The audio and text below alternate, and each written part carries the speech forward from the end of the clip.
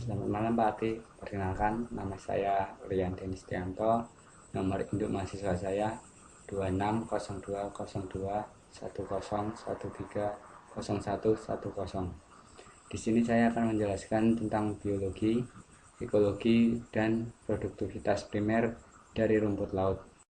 Sebelum masuk ke materi tentang biologi, ekologi, dan produktivitas primer rumput laut, hendaknya kita harus mengenal apa itu rumput laut.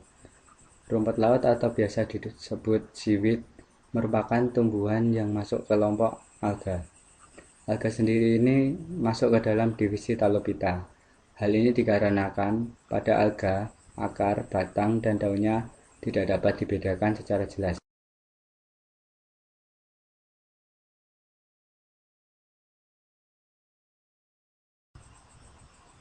Alga merupakan jenis tanaman yang dapat hidup di perairan dangkal dan juga dapat hidup dengan menempel pada karang yang telah mati. Berdasarkan pigmen warna yang mendominasi pada talusnya, alga dibagi menjadi 4 jenis. Yang pertama yaitu Rhodophyta. Rhodophyta merupakan jenis alga yang memiliki warna merah yang paling dominan pada talusnya. Yang kedua yaitu Chlorophyta. Chlorophyta merupakan jenis alga yang memiliki warna hijau yang paling dominan pada talusnya. Ketiga yaitu Phaeophyta. Phaeophyta merupakan jenis alga yang memiliki warna coklat yang paling dominan pada talusnya. Keempat dan yang terakhir yaitu Cyanophyta. Cyanophyta merupakan jenis alga yang memiliki warna hijau kebiruan yang paling dominan pada talusnya. Pada akhir-akhir ini, rumput laut menjadi komoditas perdagangan yang sangat populer di dunia.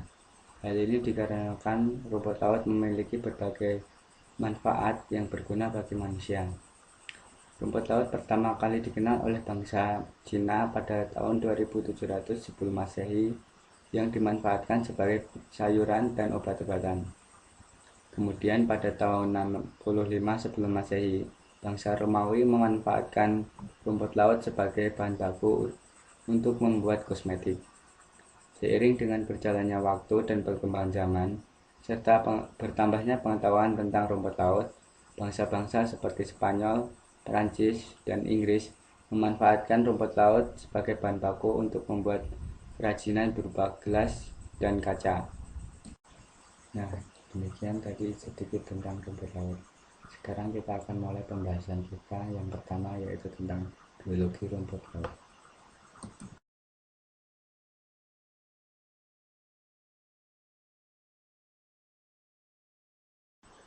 Biologi rumput laut. Seperti yang kita jelaskan di awal tadi, bahwa rumput laut atau alga ini termasuk dalam divisi Talophyta, sehingga struktur tubuh dari alga ini tidak dapat dibedakan antara akar, batang, dan daunnya. Alga ini hanya nampak seperti batang saja atau biasa disebut dengan talus. Talus ada dua jenis. Yang pertama yaitu talus yang tersusun atas satu sel saja atau biasa disebut uniseluler, berupa benang atau pita. Yang kedua yaitu talus yang tersusun atas banyak sel atau biasa disebut talus multiseluler, berupa lembaran-lembaran. Perlu kita ketahui bahwa perairan rumput laut merupakan penyusun dari fitoplankton yang mengapung di permukaan air atau yang berenang-renang di dalam air. Ada juga yang hidup pada dasar laut yang disebut dengan neutronik.